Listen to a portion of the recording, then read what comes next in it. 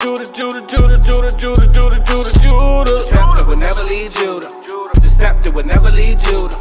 The step that would never lead Judah. I'm Judah. Christ sprang out of Judah. King David was Judah. King Asa was Judah. Shalom. Go ahead. Shalom Israel. Shalom Israel. Thank you for joining us again for another class here at ISBHBK, Israelite School of Biblical History and Practical Knowledge. We're here on the Sabbath night class. All right, thank you for joining us. As you know, we have school here, Houston, San Antonio. Our time is from 7 p.m. until 9 p.m. You can go ahead and subscribe to all the channels. We're almost there. We're at 996 the last I checked. So we're almost at that 1,000. You know, hey, Rock can tell you how it came. Where we at now? So if you can, go ahead and get the link out. So you can go ahead and start 998, 2 more. You know, so slowly but surely. Go ahead and get the link out for brothers and sisters to log on for class tonight. Other ways that you can watch us, we have Priest Mashaba. He has his Blog Talk Radio. You can check that out on blogtalkradio.com/Mashaba, Mashahba. Tuesday and Thursdays at 10 a.m. You know, our people need the word daily to go ahead and, be on their mind, the forefront of their mind all the time. So this is a good way for you to get tuned in daily. There's a lot of archive classes, just like our YouTube channel. All right, so this is going to be Priest Mashaba on Blog Talk Radio /Mashaba, Mashahba. We have our channels. We have the Houston channel, the Norfolk channel, the San Antonio channel. Again, subscribe, plenty of classes. Multiple different topics. We also have our cable show. We have the Hidden Truth Bible show that you can go ahead and subscribe to and get a different format of, learning the truth. Check that out. We have 5 minutes of wisdom that's good for, again, family members, close friends, co-workers that may, you want to spark the interest, shoot it to them. Go with how to find a spouse, dealing with lust, dealing with anger. So there's a lot of good topics on there, as well as our news show, Israelite Media Corp. News show channel. So go ahead and subscribe to those and get connected. Again, what else do we have time to do? So check that out. Upcoming events, we have Hanukkah. Hanukkah is coming up on the 8th, December the 8th through the 15th. So go ahead and make preparations now so that you can go ahead and, join and enjoy the festivities in this holy day with brothers and sisters. So again, Hanukkah is going to be December the 8th through the 15th. So we're going to be holding it here in Virginia. As well as Houston. So get ready for that. Israel wear. The sisters again do a lot of dedicated work for these garments that they're making for these orders. So you can hit up the sisters on Facebook, Everything Israel wear, and they'll be able to go ahead and suffice your needs. Whatever garment, headband, girdle, a lot of different unity garments that they're doing. Again, go on Facebook to see all the different styles. As well, we have a subscription package going with shirts and headbands that you can actually subscribe to. This is going to be on our website, isbhbk.com/fringed up. Again, it supports the school, but as well, you're getting a different theme every month. So you're getting a shirt and headband if you want, or just a shirt. And as well, we're doing it for the sisters as well. So we're doing like a unity if the male and if the brothers and the sisters, kind of want to do a unity subscription, we have it for them as well. So check that out. All right. Hebrew Academy. Hebrew Academy is for the young priests that want to strive to do things the right way. This is something a little bit more of the diligent and consistent for brothers that want to get tuned in and understand how to be a priest the proper way. Going through breakdowns, how to read, how to speak, all these different attributes that's needed. 1 Timothy 3 on down as a requirement for a priest. So please contact us. Houston holds Hebrew Academy every Tuesday and Thursday. Here in VA, we're doing every Wednesday. So if you're out of state, you can hit me up via for the Zoom. If you're in state, come on in. Or if you're in the city, come on by. You can hit up Laka Rob out there for Houston for those class times. All right. If you need to contact any of the priests, hit up Priest Kazakia or Patazat. The names and numbers are on the screen. We ask during class, text only. And again, they'll return or get back to you as soon as possible. And as for other businesses, we have Sweet Ambiance. So everybody knows about Sweet Ambiance. If you don't know, you can go on our website, check it out, see all the information. We have different types of subscription packages for there too every month. You know, so we're doing this for the edification of our people. Our business is definitely, making it possible for what you see now, the building, the YouTube stream, the internet, all these things that are being brought forth for the edification of our people is coming through our businesses. So we greatly appreciate that support. We should greatly appreciate the support from what all brothers and sisters are doing. We actually continue to give because this ain't stopping, until Christ comes back. So even if you, really don't have much, list of pens, pads, paper, pens, it's all appreciated. We understand for those that can't, keep watching because, this is what we're doing it for our people, for their education, and for their growth. So we'd like to thank you for that. And with that, we'll go ahead and open it up for questions. If anybody has any questions in class or online before we go into class. So any questions in class? Brothers, sisters, young brothers? Anybody online? We got 11 people online, so we'll go ahead and wait for brothers and sisters to follow on. Get logged into class. Again, this Hanukkah is coming fast, so prepare for that. December the 8th is right around the corner, 3 weeks away.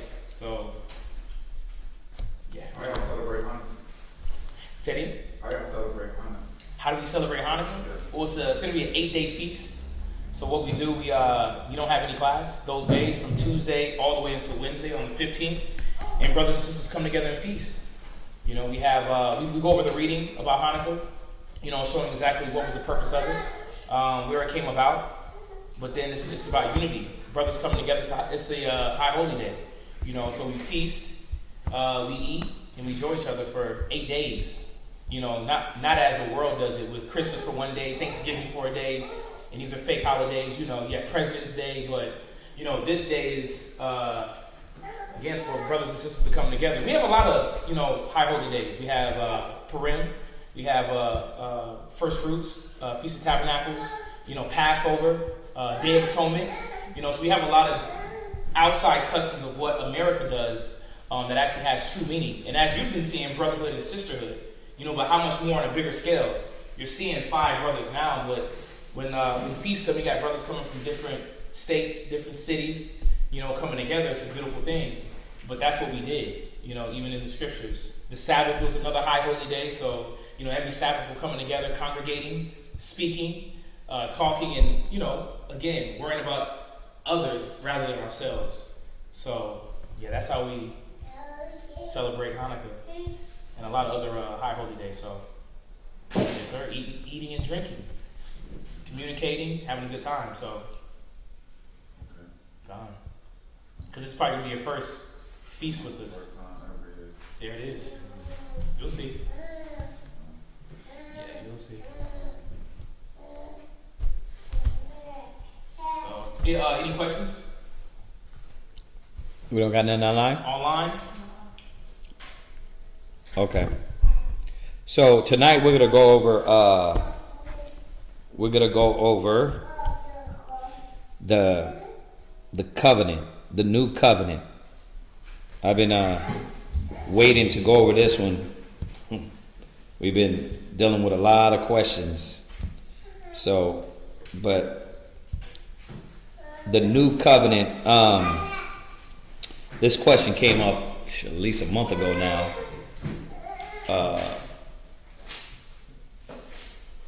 What did Corey say? Corey asked, how can you break down why you have to do works for the Most High? Okay, pause on the new covenant. How can you break down why you have to do works toward the Most High?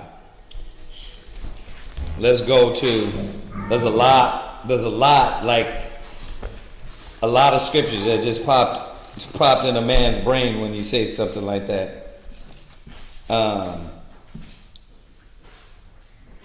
Go to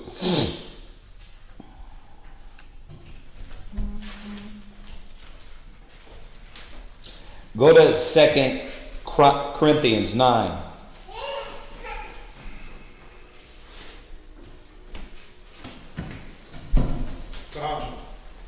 Go to 2 Corinthians 9 and you got to read verse 1. 2 Corinthians 9 and verse 1. For as touching the ministry. Right, so I want you to get the definition of ministry. I want you to get the definition. Somebody give me the definition of ministry. So read it again. For as touching the ministry. For as touching the what? Ministry. Right, so who got the, I want you to get the definition of ministry. And give me, excuse me. Give me the definition of superfluous. The next word. Go ahead. Agency, service, aid, interposition, instrumentally. Right. So when you guys get definitions, remember your definitions got to be in accordance to biblical. So you got to think on that standpoint. Let's go. Let's get a better definition. Where'd you get that from? 18. Did you read down? What else you got? Ministry. How about ministering? Ministering. What you got up? Ministry. Uh-huh. The office or duty of religious. You gotta read a little louder. Go ahead. Ministry. Uh-huh. The office or duties of religious ministry. A group of religious ministers. Right. So the ministry is an office or duty of religious ministry. Go ahead. That's it. Right. So it's an office or duty of the religious ministry. But it's because somebody give me the word ministering. Ministering. So ministering. Here's the definition of minister. Attend to the needs of someone. Yeah, I like this one. Attend to the needs of someone. Right? So when we become ministers, another word the Bible uses is stewards. Right? The other word that the Bible uses is stewards is another one. I just had it in my head. Ministers, stewards. We'll look up some more. I'm having a brain fart on that word. So ministry, it says a person authorized to conduct religious worship, pastor, to administer, right? It says to perform a function of the religious, to give service, there you go. To give service, care, or aid, attend. It says as to wants or necessities. There it is. Y'all see that? So what is Paul saying? Read the scripture again. For as touching the ministry. Right, so what ministry? We're obviously, the reason why the other ones are obvious is because we know what we're ministering to. Right? We're going to go on and read about that. What you got? This is a minister. It says one who serves at the altar or performs sacerdotal duties. Right. So we know that we're performing and giving service, care, aid, and attending to wants of necessities of others. So read the scripture again. For as touching the ministering to the saints, right? It is superfluous for me to write to you. Go ahead. For I know the forwardness of your mind. Right. So who are we ministering to? What did the Bible say we're ministering to? What? The saints. The saints, which is who? Israel. Israelites. So we're the saints of the Most High. So we're ministering the word to the saints. So this is the job that they were doing back there. They were doing through, remember, a lot of people, you got a question? No, I just have to go with what scripture are you at? We're at 2 Corinthians 9, verse 1. Everybody, when we call the scripture out, before you go to it, write it down. It makes it easy. So, remember, ministering to the saints. I was going to say something before he raised his hand. Us ministering to the saints of Israel, the locations that Paul was in, we have to remember those were all schools. Somebody asked me the other day, what's up with this camp theme? I'm like, camp is just another word for church or gathering. So where is that in the Bible? All through the Bible. There was a church in Philippians, Thessalonica, Corinth. There was a church in Rome. There was a church in Colossia. Right? All these books that you're reading is where there were churches, gatherings. So you could use an old word like camp, or you could use a Greek word like church, right? Or you could use a back to the old temple, right? Now they use that word synagogue. Synagogue is just a place of worship. That's all it is. It's just different words that you come together and you worship, serve the Most High. So, as in worshiping the Most High, what did you need? You need ministers that would do the office and duty of the work of the Most High.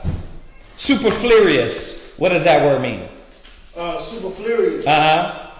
Unnecessary. Right. So he said, it's unnecessary for me to talk to you about the ministering to the saints. It should be a no-brainer that our job is to minister to the saints of the Most High. Why? Because that's what you were called for. Think about it. Right? What were you called for? Who's the flock of his pasture? Go to Ezekiel 34:31 real quick. Hold this. Hold this where you're at. Do not let that go, because we're going to get back there. Just some basic scriptures. This to remind y'all what were you called for. Go ahead and read that. Ezekiel 34 and 30. 30. Is it 30? 31. 31. Yeah. Go ahead. And ye, my flock, the flock of my pasture, are men. We're what? Are men. So, who was supposed to be the flock of the pasture? Who? What? Men. Men. The Most High called you, right? Jeremiah 1, he said he called you from the foundation of earth to do what? Go there. And then we're going to go to Jeremiah 5. Go to Jeremiah 1. So just a reminder that, accordance with the brother's question, that's the whole purpose of the knowledge. Is to save Israelites, to wake our people up to the knowledge and the truth. You understand? It's the whole purpose. Like, we're not getting this just to have notes and to scream at white people. It's to minister to the saints of the Most High. So this goes into the work of what he's asking about. Right? So read that, Jeremiah 1 and 10. 1 and 10. Jeremiah chapter 1, verse 10. Go ahead. See, I have this day set over the nations and over the kingdoms. I have set thee over the nations and over the kingdoms. Go ahead. To root out, to pull down, and to destroy. Go ahead. And to throw down, to build, and to plant. Right. When? Jump back up to verse 5. Verse 5. Before I formed thee in the belly, I knew thee. And before thou camest forth out of the womb, I sanctified thee. So, just going according to the brother's question, man, remember, us being called to the knowledge, the wisdom, and being awakened, you were already from the womb drafted to be a king, to be a leader, to be a teacher. Right? Go to Jeremiah 5:1.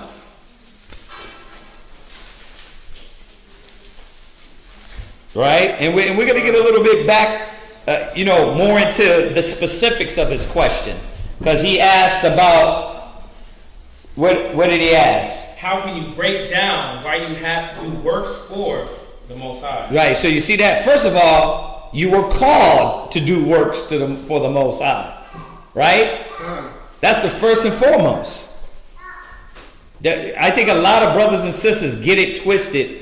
You think like you were called just to know, just to get knowledge. Oh man, I leave all that priesthood stuff to y'all. I'm good. You got it twisted, bro. Oh, you thought you was just gonna get the church pass.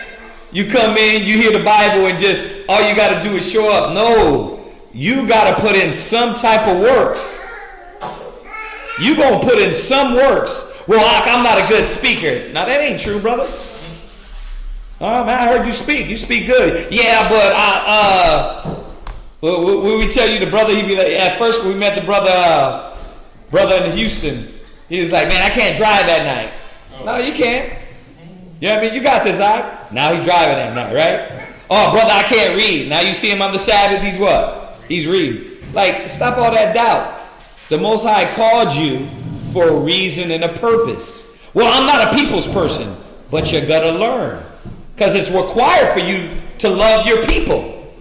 Right? So what do you think Moses was doing? Well, I'm not a good speaker. You sound just like him. Most High's like, don't worry about it. I got it all planned out for you.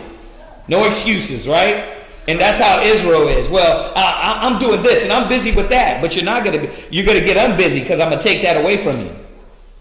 I'm going to move the pieces away from you so you can be a minister and a leader to teach and wake up my people.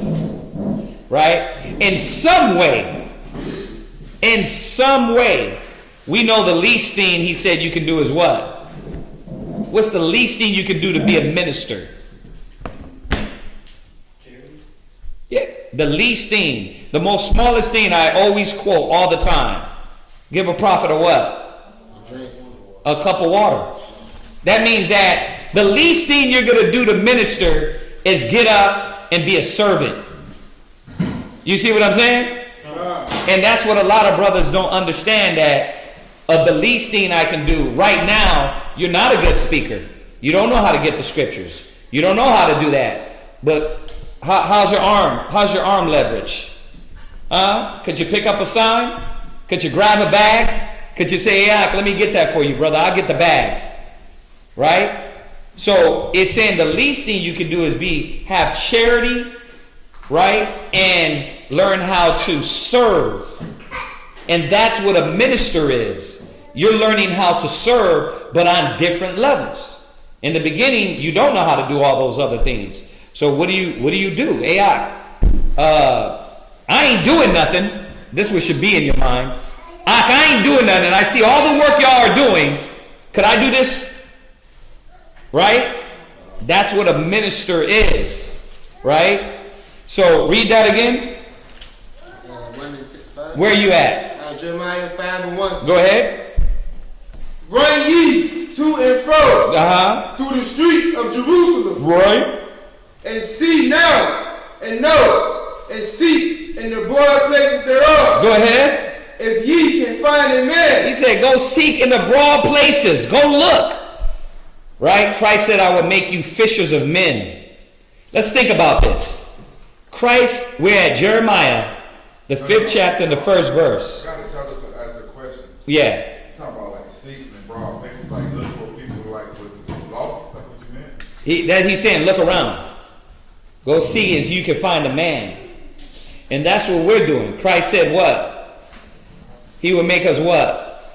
What? Fishers of men. He would make us fishers of men. Right? The apostles were fishing for food. He said, drop what you're doing.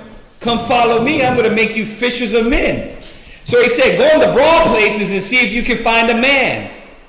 So you're being called for what though? What type of man are we looking for? Go ahead. If there be any that executive judgment. Go seek out the ones that are about true judgment. These are going to be my ministers. Why? Because they're rare. There's a rare elite men and women that want to stand for righteousness. So he said, go see them that can seek judgment. Go ahead. That seeketh the truth. You got to pronounce a little better. That what? That seeketh the truth. That seeketh the truth, right? Where's the ones that are about judgment and truth? You think you're being called to do this? Sit on your hands? No, you're an asset, you're a benefit. Right? You're rare. And those are the ones that are going to speak up, not just when they riot, no justice, no peace, but these ones are going to speak up all the time. Go ahead. And I will pardon it. Right, I will pardon what? He's going to pardon the transgression of our people. So he said, go out there and seek out our people. Right? You finna raise your hand? Yeah, but I got 2 precepts I want to have. So Right. that's why I But y'all see that, right? Come. That this is what the Most High is telling us. This is what we're called for. What you got, Oh, you done? I was going to wait. You done with that? Yes, what you got? Yeah. I got 2. Is that right? Okay. First from the 2nd Chronicles chapter 15 and verse 7 and 8. Right. Be ye strong therefore, and let not your hands be weak, for your work shall be rewarded. And when Asa heard these words in the prophecies of Oded the prophet, he took courage and put away the abominable idols out of all the land of Judah and Benjamin, and out of the cities which he had taken from Mount Ephraim, and renewed the altar of the Lord. So why? Hold on. Why you put that one? Well, it's going into the works, and actually the second one is better, but to go along with what you just read. Okay, what part in there is going along? Well, maybe I can't press it, but you was talking about the works. Verse 7, be ye strong therefore, and not your hands be weak. Okay, that's telling us what we supposed to, when taking on the work. It's going to be efficient, that's the work. And not your hands be But we're not on that point yet. We're on the point of, he wanted to know, how do we know what is the work? Right? What we're called to. Right? Okay, go ahead. Where you at? What's the second one? I hope it is. Okay, go ahead. All right. I should have been on time. Second You should have. You're right. Go ahead. No, you're right. I'm not right. Go ahead. Second Chronicles 17 and verse 8. Okay. I'll start at 7. Also in the 3rd year of his reign, he sent to his princes, even to Ben-Hail, and to Obadiah, and to Zechariah, and to Nathaniel, and to Micaiah, to teach in the cities of Judah. And with them he sent Levites, even Shemaiah, and Nathaniah, and Zebediah, and Asahel. Okay, you're pulling that scripture to show Get to 9. that he called, he sent them out to teach. Yeah, verse 9. But they taught in Judah, and had the book of the law of the Lord with them, and went about throughout all the cities of Judah and taught the people. Right. That's a good one. Good. All right. That's That was the main one. The first one was kind of beat up. Right. But you're absolutely right. The word is true, is that we're called to teach our people. That's right. We're called to be ministers to our people. So this is the work.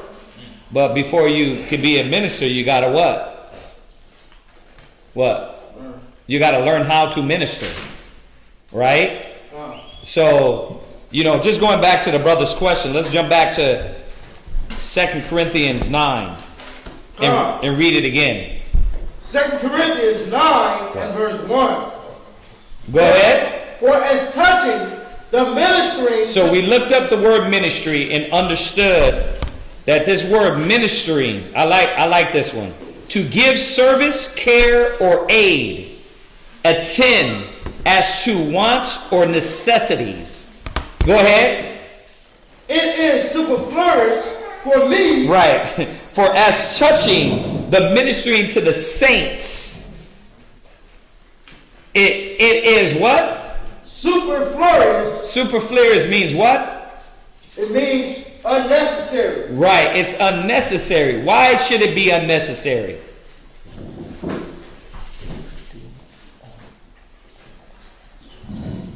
Why is it necessary? It's unnecessary because that's what you was called to do. Huh? It's unnecessary because that's what you was called to do in the first place. Everybody don't feel that way.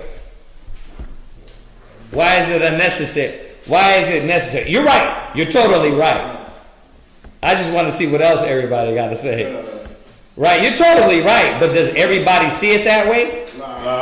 Nah. Everybody ain't seeing it. Oh, I get the word. And now I gotta do what? Teach the word. Everybody's not seeing. I'm getting something and I have to do what with that? What? You gotta share it. Share it. See, me and you, we be right here, Con. I got something free and I have to what? You gotta give it back. You gotta repay it. How about Israel is always, I'm good. The water for that, It's like, damn, you ain't wash a dish. Mm-mm. You ain't offer nothing. Mm-mm. You ain't offer no help. Mm-mm. But then you the first one to get angry. It's like, dang, man. How that work? Ninjas in Israel, bruh. Ninjas in Israel, right? Woo. Woo. What? So have a person have a different strategy to God the word, like through music or through like different ways. There's many different offices that we're gonna do, but the one office is consistent. Like whatever office we need, we gotta sit down and understand that it's supposed to be like Christ. Now, this is not a shot. I'm just answering your question. All right, I gotta do my disclaimer. This is not personal. I'm just showing you biblical. Okay, Yahweh Shai wasn't a rapper. Peter wasn't a rapper. Paul wasn't a rapper. Matthew, Bartholomew, Judas, right, wasn't a rapper. That being said, I'm not saying something is wrong with rapping. What I'm saying is, what is your first duty when coming to Christ? He said, and I'll get it for you. Ariel's going to grab it. He said, I will make you fishers of men. Right? So that had to do more so with teaching and waking our people up with the knowledge of the Most High. Now, that's not meaning that you can't rap. That means that rap might be one of my gifts, but my first duty to the Creator is to give back what I was given. So let me learn how to do that, right?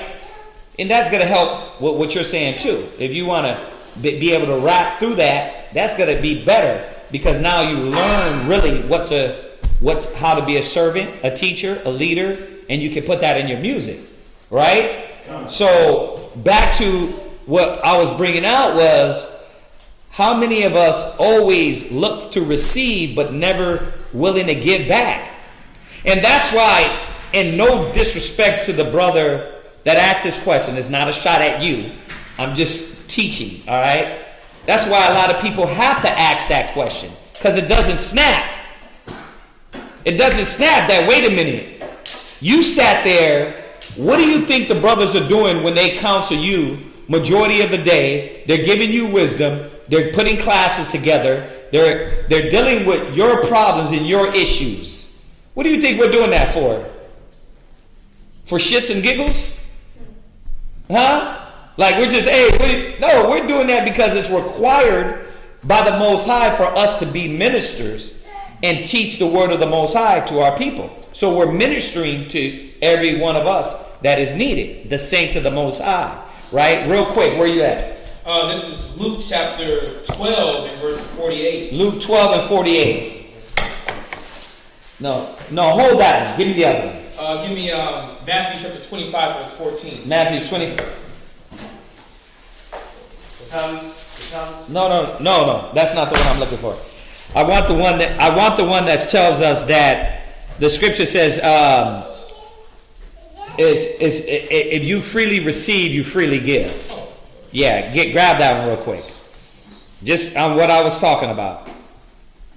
Freely. Matthew chapter 10, verse 5. Is that it? Yeah, 10 and 8. Jump to 10 and 8, Ariana. Matthew chapter 10 and verse 8. Go ahead. Heal the sick. Read. Cleanse the leper. Read. Raise the dead. Read. Cast out devils. Read. Freely ye have received. Go ahead. Freely give. You see that? So you freely received. Nobody charged you. You don't got a charge to come to class. Nobody's charging you. Like the brother told me, man, you should charge for Hebrew Academy. I was like, that's not our school. We don't do that. Because the word is free. Right? God. This office it's already ordained. So freely receive. You freely received. So freely what? Freely ye have received. Right? Freely give. You see that? And a lot of people, they don't see it that way. They're thinking, no, I got the wisdom. Now, you know what? That's for me. Let me sit on my hands. So, going back to 2 Corinthians 9. You got some? 2 Corinthians 9 and 1. Read it again. 2 Corinthians 9 and 1. Yeah. For as touching the ministry to the saints, right, it is superfluous. So superfluous is what? Unnecessary. It's unnecessary. You understand that? It's unnecessary. Why? Because you should already know that what you've been given, you were supposed to be able to give it back. Right? People ministered to you. You were supposed to be a minister. Right? Go ahead. For me to write to you, for I know the forwardness of your mind. Right. For which I boast of you to them of Macedonia. Right. So remember, he's talking to the Corinthians, and he's saying, these brothers in Macedonia, I already boasted them about you. I already told y'all. It's like we tell brothers in Rochester or brothers in Virginia, like, man, these cats in Houston is getting down. We're boasting of them, right? Oh, we opened up this school because the brothers in Houston helped out, made it so, right? Then, we open up this school over here in Virginia or in Rochester because the brothers in Rochester, they getting down, they getting busy, right? You see that? He's boasting of these different schools and gatherings, right? Go ahead. That Achaia was ready a year ago. So that Achaia was what? Ready a year ago. How? How was it ready a year ago? Because the men that were there were ready to step up and be ministers doing the work. This is right. This is like basics out of the Bible. If you just read the chapters, you can see that it was all about the ministry and it was all about the work of the Most High. Right? Go ahead. And your zeal has provoked very many. Right. What zeal? Oh man, these cats, look at them. You see they get together, the brotherhood, they're building, business-wise, school-wise.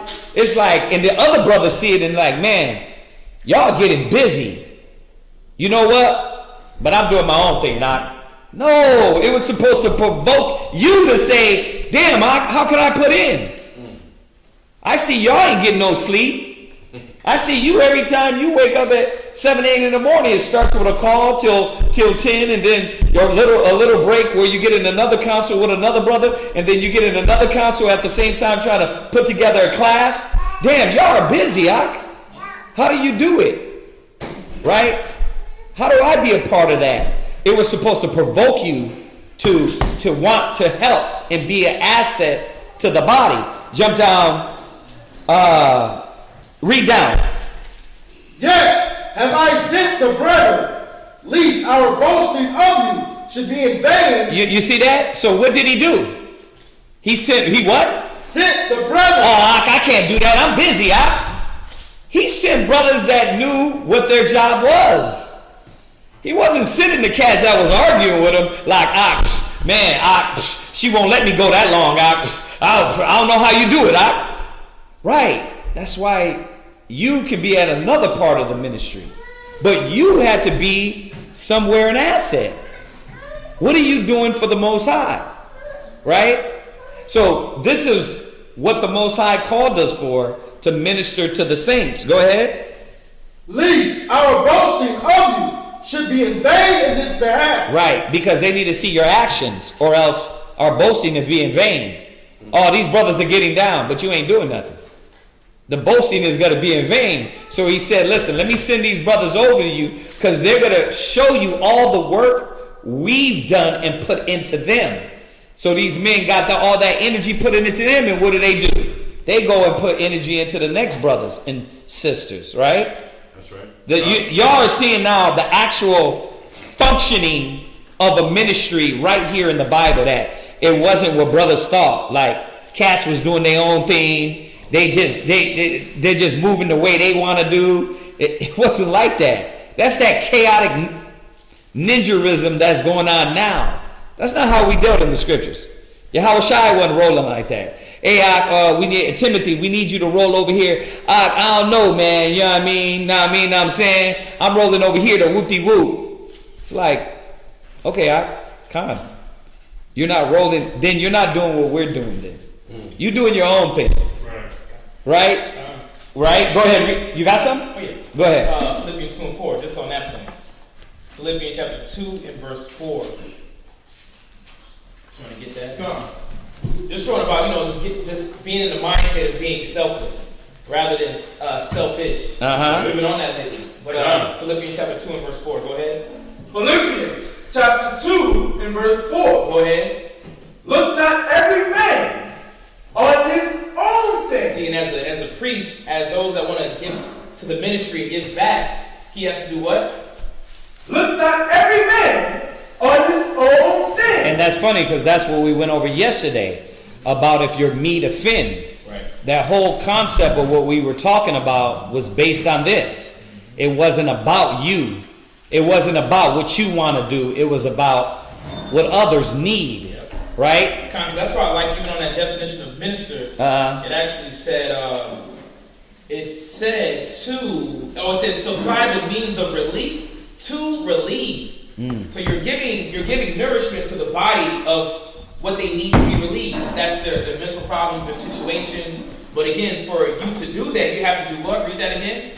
Look not every man on his own thing. Yeah, you're not first no more. The body's first. But that's how these men were actually moving around and able to, again, as we see, be examples of leaders, be examples of being teachers, being disciples and preachers. They weren't looking upon their own things. Go ahead.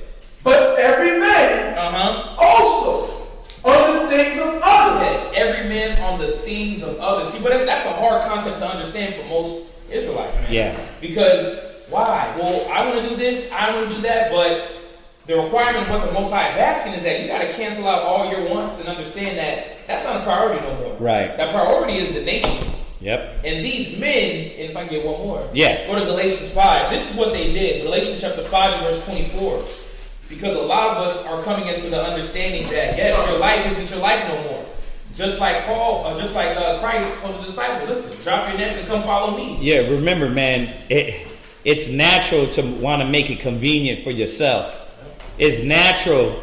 You got a lot of brothers that are always trying to curve the corner, right? Make it easy on yourselves.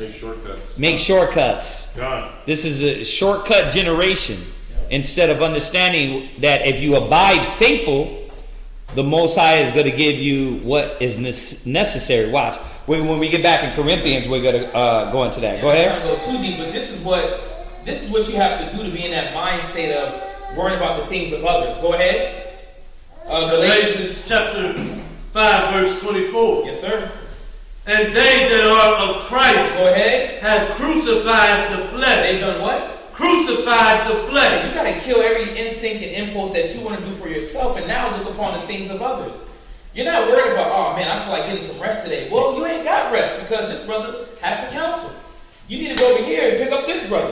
this brother needs your attention. He needs your help. But I could be like I'm back in the world and like, you know what? No, I need to do my own things. I need to go dip over here to get me some comfort. You got cats, man, they get angry because they ain't got no time for themselves. You know what I mean? I ain't got no time for me. I can't do that. Well, then you can't fit this office. You're not ready for that office yet. We got to start you back down. These are the things why you got to go through the correct process. Or else you'll get up to this point, you know, to where, like you've heard, like brothers be a head over a school and just literally just leave it. Why? Because they never sat down and counted the cost of what is necessary to do that. Because they never did it in their life. They never did it in their house. They never did it in their family. They never really understand true sacrifice. And it takes a level of sacrifice. Go ahead. Keep reading. With the affections and lust. Yeah, you got to crucify the flesh and the affections of lust to be in this position of a minister, because you're thinking about every other individual outside yourself. Mm-hmm. Not saying you're not going to take care of yourself, but you're not a main priority. You're going to give yourself the knowledge, build yourself up, but now it's time to build others. Right, exactly. Jump back to Corinthians. Go back to Corinthians and read verse 5, 9 and 5. 9 and verse 5. We'll get this question out of the way and we'll see if we have anything else.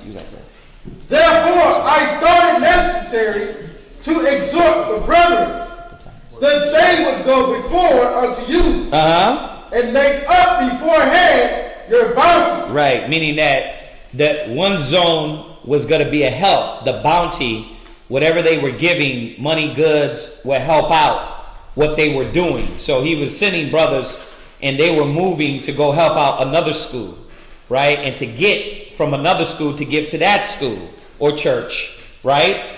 Go ahead. Whereof ye had noticed before that the same might be ready. Go ahead. As a matter of bounty. Right. And not as a covetousness. Not as of covetousness. So he's saying the bounty, what you're doing and what you're giving, what they were giving wasn't about, they were taking. You see that? You know how we get in that conversation a lot? Don't give if you don't want to give, because the bounty of what you're giving, it doesn't supposed to be as though we're taking it. It's supposed to be you're giving it up. So these are certain things they were dealing with within the different churches and schools that they had, right? All right, but let's get down into his question a little bit more about the work, right? Go ahead. Every man according as he proposed. What? Verse 7. 7. You skipped verse 6. Just read verse 6, verse 6. But this I say, he which soweth sparingly shall reap also sparingly. Right, so you want to be a minister. You want from the Most High, but you won't give. It doesn't work like that. You know what I mean? You want your household, you want your family, you want finances, you want blessings, but you won't pick up and do anything for your nation. So it's a reminder to us that how much we put out in the spirit, we're going to get back. Right? What we put out there is what we're going to get back. Yeah. How do you know when a person know he's ready to preach to other people or give the word to other people? How do you know when he's ready?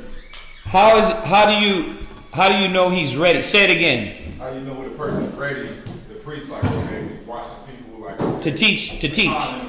Well, there's a process in that too, right? Go to Hebrews 5 verse 12 and we'll jump back. There's a process. There's a proper way, right? If you go to Hebrews 5 and 12. Remember, y'all asking this. This ain't planned. Y'all be asking. No, it's good questions. I just, a lot of brothers and sisters don't want to hear. They don't want to hear the truth. That's right. You know what I mean? So I'm going to answer it, but I'm just preparing brothers and sisters that a lot of things they don't want to hear. You know what I mean? So you're right. It's a good question. How do you know you're ready? Right? I don't think I'm close to ready at all. No, you're not. Because there's certain essential elements. Right? Go to Hebrews 5 and 12 and let's go to our famous chapter after that. And then we'll jump back to Corinthians 9. Go ahead. Hebrews chapter 5. 5 and verse 12. Go ahead. For when for the time ye ought to be teachers, ye have need that one teach you again. So the first thing that got to happen is you got to sit down and be retaught. That's the first thing that got to happen. So, because you knew of Christianity in the world, but you got to relearn the Bible, right? So the problem is that a lot of brothers and sisters don't want to relearn. You go down the rabbit hole of YouTube and you think you're now a priest. And that doesn't make you a priest. I don't care how many scriptures you think you know. If you don't know how to link scriptures the correct way and you ain't been sat down and taught, you ain't been taught. That's not proper. You see that? That's why it's a process. You know what I mean? Now, the process is not toss to and fro whatever you win the doctrine. Don't even try to play me on that. Well, I learned over here. I learned over here. Well, I learned over here. Well, he said if you're tossed, you're still a babe. That's right. You're a child tossed. So it don't work like that. You can't say that. Where did you put your feet at and actually learn? I don't care if it's not with us. If it's with Israel United, then sit the hell down with Israel United in Christ. Shut up and learn. Because you cannot learn from Israel United in Christ and ISBHBK and then ISUPK and let God, the popcorn ninja online that anointed himself and the other guy. It's the Bible says you're a child tossed to and fro. It don't work like that. So you got to be taught. There got to be some stability. There is only one proper way. I don't care what anybody thinks or feels. If you ain't do it that way, that's why your understanding is not correct. Because you're not rooted. So read it again. For when, for the time ye ought to be teachers. Go ahead. Ye have need that one teach you again. Right. Which be the first principles of the oracles of the Most High. So you got to sit down and be taught so you can learn the principles. We're at Hebrews 5 and 12. Did you write it down? Yeah, but I was on this and y'all was straight there. Right. Yeah, Hebrews 5 and 12. You got to write it down. So this is the first steps, right? Now, the principles of the doctrine is what? I want to see if all y'all in Hebrew Academy, I want to see if y'all got this down. What's the principles of the doctrine that a man's supposed to learn? What is scripture? Where is it at? 1 Timothy chapter 3, verse 1. That's the principles of the doctrine. Oh, you thought it was the color breakdown? No. That's knowledge. Oh, you thought it was as soon as you had the Revelations 13 breakdown, you're good. Huh? God. You official. Nah. Nah. Watch, it's going to tell us why these were the principles. Go ahead. 1 Timothy chapter 3, verse 1. Go ahead. This is a true saying. Go ahead. If a man desire the office of a bishop. Now, we veered a little bit on this question because the brother Dre asked, how do you know when you're ready? So Hebrews 5, 1 Timothy is going to show you how to determine if you're ready, even through yourself. Then we're going to jump back to Corinthians to further edify on what is the work, right? So these two scriptures just showing how do you know you're ready. So if you desire what? If a man desire the office of a bishop. And the beautiful thing is it's one and the same what you're asking, because we should be desiring the office of a bishop based on our calling, right? If we're called to be priests, a nation of kings and priests, then I should be looking forward to do things the proper way and be in that office of a teacher, a leader, a better minister at whatever level. Whatever level you're on, let me be a good minister in that level, right? Hold on, read. Because you're going to... Go ahead. He desires a good work. So you desire a good thing. Why? Because we just went over it. He called you to that. He called you to be a leader, a teacher to the nations, right? Go ahead. A bishop then must be blameless. So this is how you know, when you're ready. When you have people around you that can vouch for you and say, oh man, that guy is an outstanding brother. He's the guy that won't steal from you, that won't sleep with your woman.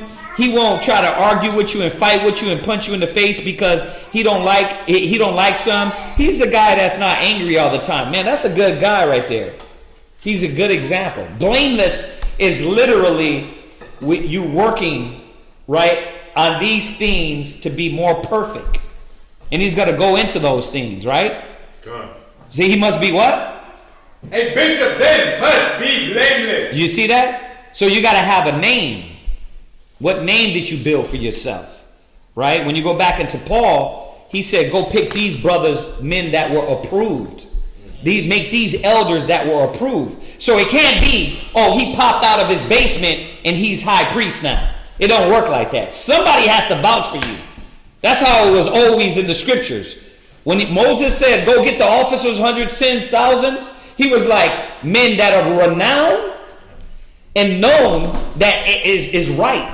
So somebody had to vouch for you. And that's where the partaking in the ministry is the vouching. It's like, oh, we watch this brother. He ain't doing that. He don't do that. Oh, well, he used to be. He's not that guy no more. We're vouching for him. He's a changed man in that area, right? Go ahead, read on. The husband of one wife. You know how brothers learn the Bible and they learn a man can have more than one woman and their first goal is to what? Have two women? The Most High said, did you learn how to take care of one woman? If you're still on running the streets, then you haven't learned what it means to be a minister to the Most High, a minister to your people. Because if you're running the streets, if I'm running the streets, right, and I'm looking for hoes, what Zion's gonna think? He's gonna think that's okay, right? And he's gonna be thinking, well, listen, I gotta run the street. I'm gonna get some hoes too, right? But if he sees me with my wife and building, right, then he's going to say, damn, that's the example. That's why Zion ain't running the streets. He's like, nah, I need to get one woman and hold her down first, right? You see that? Because brothers don't look at that. They don't care about that. That's why brothers can't be in the priesthood. You see that? So you got to examine yourself and see, damn, am I the brother all the time want to fight with everybody? You ain't blameless. Because your name ain't going to be like a brother they want to be around. Oh, he's angry all the time. He wants to punch everything. He wants to fight everybody. Right? He's always arguing. Right? He's always in the streets. He's popping from women to women. Those are the things we need to refine. Right? We need to get better. Right? Before we can, as we enter into the priesthood. Right? Go ahead. Vigilance. What? Vigilant. A lot of brothers ain't vigilant. They're not aware. Vigilant, look it up, quick. What? Close for watch. Right, so vigilant means a close for watch. Like brothers ain't watching their environment. They're not watching who they're around. They're not watching what they're saying. They're just blurting things out. It's like, you're like a child, bro. You ain't even watching how you affect people. Like vigilant is a close for watch. Now, we're close for watching what we do and what we say in the environment, then we're going to understand better how to be an asset to the flock around us, right? But how many people think about a close for watching themselves? A lot of brothers don't. They're like, brother, I roll how I roll, and you just got to get down with it. You know what I mean? I'm a priest of the Most High. It doesn't work like that. You know what I mean? You got to have a close for watch about yourself. That way you can teach others how to have a close for watch. Go ahead. Sober. What? Sober. Let's think about that. Could you be a priest and you're still, your way to release is getting drunk, popping pills, blowing weed, right? Could you? No, because you ain't sober. So the funny thing is when you just read these, you can see, okay, what I got to be working on. This is what I got to be working on. I got to be sober. Like if you so stressed out that you got to go drink all the time, you're not sober-minded. Right? Read. Of good behavior. Look at that. Of just good behavior. Having class and how you deal around brothers and sisters. Right? It's a feast, but a feast don't mean you get damn crazy drunk. Right? Plaster falling over everybody. You know what I mean? Grabbing sisters by the hair like, yes, sister. Yeah, I'm sorry. I had to do you to Ariana. Right? You know what I mean? You leaning on brother's rib. You know what I mean? Oh, Sarach, sister. No, you're like, God dang, you ain't got no class. Now you hitting on sisters. It's like, what the hell happened to you? Right? But what happens? A lot of Hebrew Israelites think, oh no, I'm being a Hebrew Israelite. A Hebrew Israelite is brute, wild, no restraint. Right? That's wrong. That's wrong. We gotta refine that. Go ahead. Given to hospitality. Wait a minute. A Hebrew Israelite has to be what? Given to hospitality. A lot of brothers don't know how to be hospitable, man. They don't know how to have brotherhood. You know what I mean? You know the brother gave you 50 rides, but you never gonna offer him gas. God damn. Bruh, you're just a niggard, man. And niggard in the sense of the definition, stingy and greedy. Right? That's what niggard means. But it's like, bruh, okay, you see the brother, they cook for you, but you not even going to wash a dish and be like, hey, I got that. They give you a place to stay, but you won't even fold your stuff. You won't fold your pillow. You won't fold that. Right? You know you use the bathtub 75 times, and you see you got the brother on it, you won't say, hey, Ak, let me help you out, Ak. No god dang hospitality, man. How you been raised by animals? Been raised by brute beasts. But this shows that you got no class. And this is the Most High showing us how a priest has to be. Right? There got to be hospitality. Because we're showing others how to be, right? Go ahead. Act to teach. What? Act to teach. Like he said, you're always teaching. You can't be like, it's time for me to check out. Do not disturb. Right. You know what I mean? Apt to teach meaning ready. When we get the call, we're up, we take the call. We're ready to teach. Hey, Ak, you know what? I'm on a lunch break. I can't talk to you right now. Nah, there's no lunch break for us. It's apt to teach, ready, right? That's what the priest's office requires. Go ahead. Not given to wine. Not what? Not given to wine. Yeah, brother's trying to. You come to class faded. That's not what you're supposed to be doing. Not. Don't come to the sanctuary drunk or had drunken. All right? You can't even control your drink, but because you got a few precepts, now you high priest. This is the problem with a lot of us, man. You can't control your drink. You got a lot of other things to worry about. But here's the thing. I'm going to show y'all something.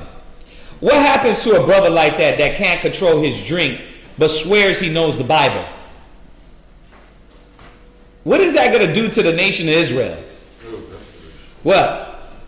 Well, you're going to make the nation look bad. You're not going to appear blameless. You're going to represent that to be the truth. Yeah. Right. Oh, that's the truth. Yeah, Wild drunks. That's the standard. Yeah, that's the standard.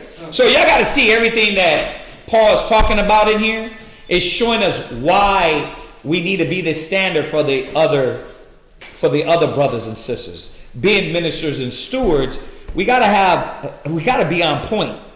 We're not gonna be perfect, but at least these things to the level you would have worked on. But if you ain't even consider it, there's a big problem, right? Go ahead. No striker. What? No striker. Do you know what that means, Dre? No. What's a striker? Oh, yeah, punch or baseball. No, a striker, meaning that what? A cat that always wants to fight. So priests wasn't always trying to fight and argue and to get in confrontations. We are supposed to understand how to diffuse, spit on the fire, calm the situation, use wisdom, right? Not to get in cat's face and make everything an argument and a fight. You see that? A lot of brothers are still youthful and childish, and they don't understand that. Go ahead. Not greedy of filthy lucre. Not what? Not greedy of filthy lucre. Filthy lucre is money. So a lot of brothers that come around us, a lot of brothers think, oh, I'm gonna get paid. It doesn't work like that. We're broke. We have to beg for alms to help out with the rent. We have to beg for help. You understand? You ain't getting rich in here. You know what I mean? Be sustained, though. You will be sustained. That being said, I'm not saying we're hungry and we're starving. I'm just saying that if you come here to get rich, wrong place. That's right. You know what I mean? You gonna die trying because it ain't gonna happen. Go ahead, read. But patient. But what? Patient. Where are we at? 1 Timothy chapter 3, verse 3. Right, it says, but what? But patient. You see that? How many brothers don't even see a necessity for patience? You ain't patient with your wife. You ain't patient with your kids. You ain't patient with all these things. You want to sock up everybody at work. You want to argue with everybody, right? Where's the patience at? You need patience. And that ain't that the scripture saying patience possess ye your souls. Like that's one of the things that's going to take us to the last days is patience. Go ahead. Not a brawler. Not a what? Not a brawler. Not a brawler. You see how many times it says in there you can't be a person that wants to fight all the time? That's a big thing. That's what you see Hebrew Israelites, all they want to do is start a fight.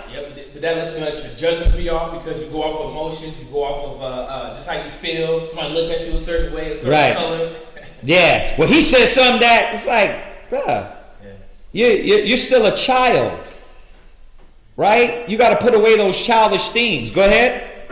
Not covetous. Not covetedness, right? So you always want something of somebody else.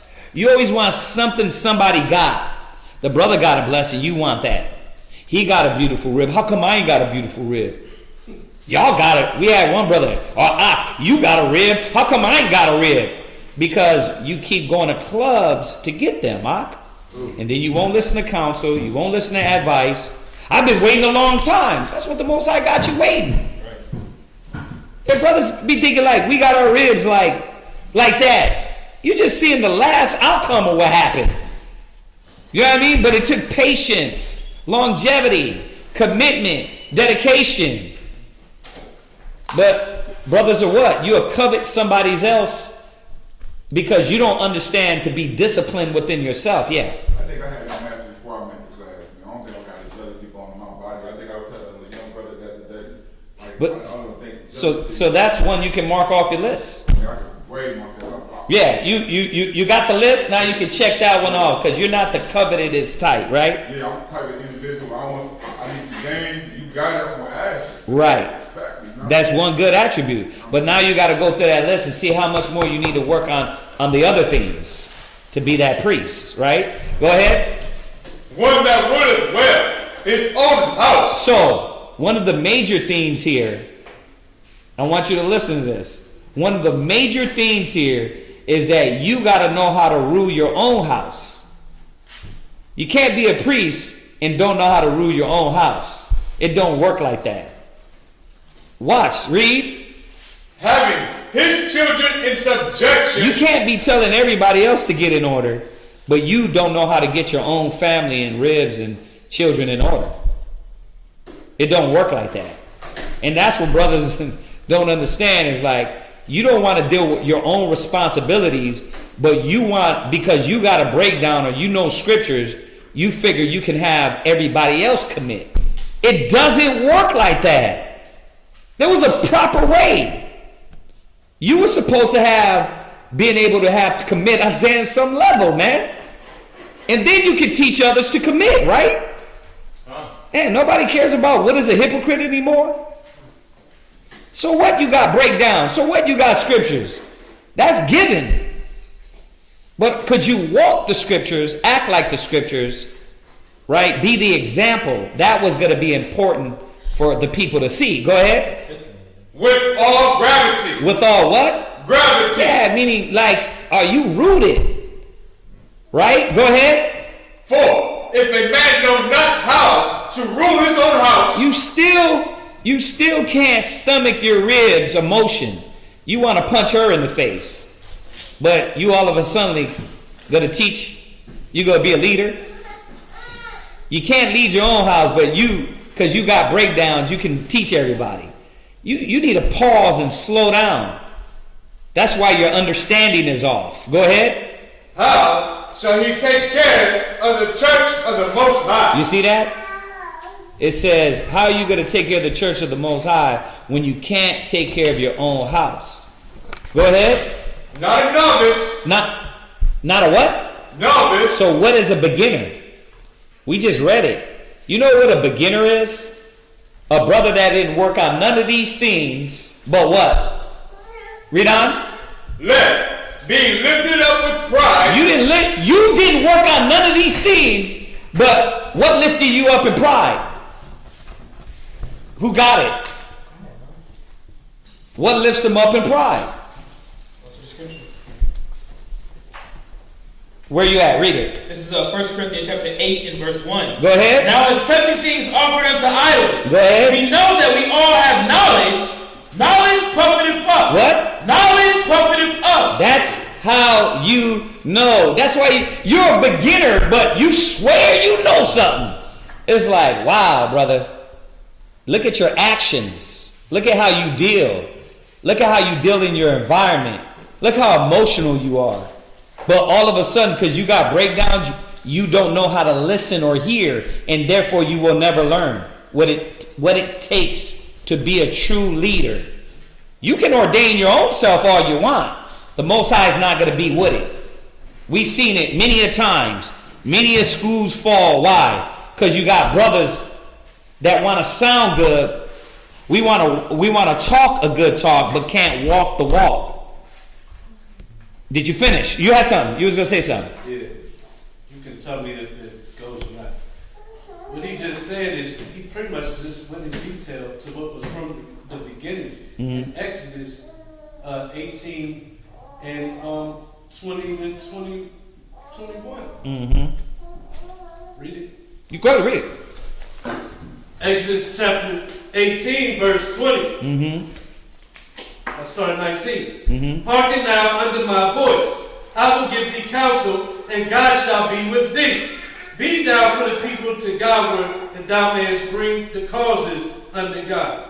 And thou shalt teach them ordinances and laws, and shalt show them the way wherein they must walk, and the work that they must do. Right, and that... Case in point 21. Go ahead. Moreover, thou shalt provide out of all the people able men, such as fear God, and he just described what is able. What is able, exactly. Men, such as fear God, men of truth, hating covetousness, right, and place such over them to be rulers of thousands, and rulers of hundreds, rulers of 50s, and rulers of tens, and let them judge the people at all seasons. It was nothing different. Yeah, he just went in detail on that right there. Why he had to go in detail? Because nowadays and back during that time, obviously, there was no standard. And really, he just put in shorter form. He congested basically all the laws that Moses laid down in 5 books. Right. So so that's real. Not the law topic, but the church will say, "Oh yeah, Paul said the law is done away with." Paul just congested, straight to the point. Yeah, just like Howard said, there's 2 commandments. It covered all of them. Right. Paul just went straight to the point and took all the laws and combined it to show you what it is. Yeah, to basically break down this that was already from the beginning. Right. Exactly. Jump back. You got that right, So you can see the standard of how do you know. That all you gotta do is highlight that chapter, go back over it, And then you can go through those different steps. You look up the definition of each word, and that's going to keep you on your toes on what things you need to be working on to be a better asset to the Most High. Let's get back to the main question. Go back to 2 Corinthians. 2 Corinthians 9 and verse 6. Go ahead. But this I say, he which soweth sparingly shall reap also sparingly. So remember, what you put in is what you're going to get out. Right? If you're reluctant, if you're fearful, right, then you're not going to get out of it what you want. You know, everybody always wants, right? But what are you giving? Go ahead. And he which soweth bountifully shall reap also bountifully. Right? So if you give yourself, if you lay down your life, guess what? The Most High is not going to leave you comfortless. He's going to give you all the things you need. Go ahead.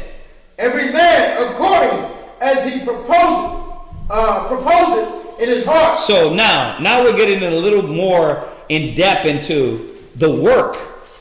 The work is what you, according to your heart, ready to give to the Most High. Right?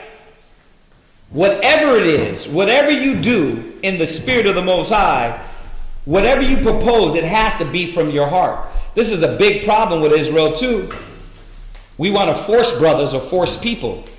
They got to come through the proper way. If they're arguing with you and fighting with you all the time, then they don't want to do it the way the Most High said. It don't supposed to be a fight. Here's the standard. Are we working on that standard? That's it. We read the standard, right? Are you working on that standard? That's going to show and prove where your heart is. That's going to show and prove you are sincere towards the Most High. That's it. Go ahead. So let him give. Go ahead. Not grudgingly. So when you do give, right now we're going to widen this word, this giving. Remember, not just giving things, but doing the duties and office and service of the Most High. Go ahead. Not grudgingly. Not what? Grudgingly. Oh, hey, we need you to get the signs. How come I get the signs? Like, who you think I am, brother? You're the sign guy. Until you become the reading guy, and then after you become the reading guy, you might become the teaching guy. Right? I mean, that's what it is. You're a servant. Right? Or you're the driver. Because you get his brother, like, you're not even the sign guy yet. You probably just the alms guy. Right? Now you switch from the alms guy to what? To alms deeds guy. Right? Yeah, you're doing things, right? Hey, I'm broke this month. Could I come over and help paint? I see y'all need, like, what are you doing? It's something you're doing, right? For your nation. Go ahead. Not grudgingly. Not what? Grudgingly. Not because somebody tricked you or scared you into doing it. This got to be from the heart, right? It got to be from your free will. Go ahead. Or of necessity. Right? Because you want something back. Or you have to. I guess I got to, right? Sisters do that sometimes. Well, because my husband told me. It don't supposed to be like that. It's supposed to be from the heart. You see that?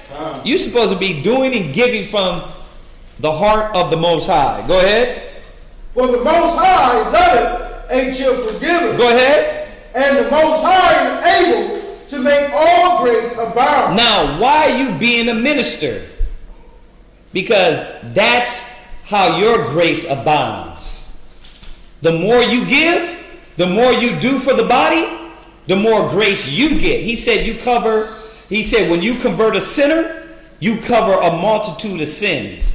So why are we striving to learn and be better priests, better leaders, better teachers? That way, the Most High can give you more grace in your time of need. Right? What? Not only that, you're going to be judging people that are all these things. Like, you're going to have to judge a matter where somebody was a striker and somebody wasn't. And you got two different people. Somebody's going to not like the judgment. And they're going to be like, the striker, he's going to be like, well, why am I in the wrong? Hold on. I want to understand what you're saying. Why are you bringing that point? Like, if you are a striker, and you have to judge a matter that deals with somebody striking another. Okay. somebody might not like the judgment. You got two people, the person is strong. But according to this point, why are you bringing that out? Oh, I was talking about, well, we're on the What point? Timothy. We're not there though. We're in Corinthians. Right? Go ahead and read on. Read on. Go ahead. For the Most High judgeth ain't your forgiver. Right. You see where we're at? We're talking about giving, your duty, your office, and why to perform work. It's going back to his original question. Well, where is that we can talk about the work or why I'm doing what I'm doing? Because you want more grace. You want to be better at the office and duty and service that the Most High called you for, right? So you got to do it from the heart. Come on. And the Most High is able to make all grace abound toward you. Go ahead. That ye always, having all sufficiency in all things. See? Well, the Most High is going to give you what you need. The Most High is going to give you what you need. He's not going to leave you out there. He's going to give you sufficient. So you don't got to doubt. Man, if I become a priest, I'm doing what y'all doing, well then how am I going to eat? You think the Most High is going to leave you starving, your family? It don't work like that. Go ahead. May abound to every good work. Right? And because you have what you need, what does that do for you? You're able to put in more works for the Most High. So this is what charity does, giving. The Most High gives you grace so that you can abound. You can do more work. Then you do more work and abound. Right? Go ahead. As it is written. Go ahead. He hath dispersed abroad. Who has? Yahweh Shai. The Most High dispersed abroad. He's given. Go ahead. He hath given to the poor. And that's what we're doing. Bro, you're not getting this knowledge just for you to be rich. And the poor and the ones out there that are hurting in the ghettos, in the slums with no knowledge, for you to just sit back and be like, well, I'm good. I got it all together. What about your nation? Go drive past the hood. Look at the news daily and how many of our people are still dying through ignorance and foolishness. So as we freely were given, we're freely giving. Go ahead. His righteousness remaineth forever. Go ahead. Now he that ministereth seed to the sower. Now, read it one more time. Read it again slow. Now he that ministereth seed to the sower. So you're the sower, right? And the Most High gave you the seeds. Go ahead. Both minister bread for your food. So the Most High is going to give you what you need. He's going to give you the food. He's going to give you the things that is needed. So that's why we're ministering. We have no reason to fear. Go ahead. And multiply your seed sown. And do what? Multiply your seed sown. So he's the one that gave you the seeds. Don't you not think he's going to benefit you in all the areas that you have sown? So you can't be reluctant to be that minister, to be able to give back to your nation. He's got to give it back to you. Why is Paul talking about this? Because usually it comes down to why I don't want to be a minister. Why I don't want to do the work of the Most High. Because I lack faith. I'm not sure if I'm going to be taken care of. Right? Am I going to have all the things necessary? That's usually why brothers are reluctant. Christ said this. I want y'all to think about it. The harvest is plenteous, but the laborers are few. If he didn't call you to do the work, why did he say, listen, pray that he send more laborers? Why? Because there's a lot of harvest, but who wants to really do the work of the Most High? Not a lot. Everybody will come for the fish, but when it's time to clean up the fish baskets, not a lot of people. Why? Because our people are selfish, man. Right? Let me read on real quick and I'm going to let you come in. Go ahead.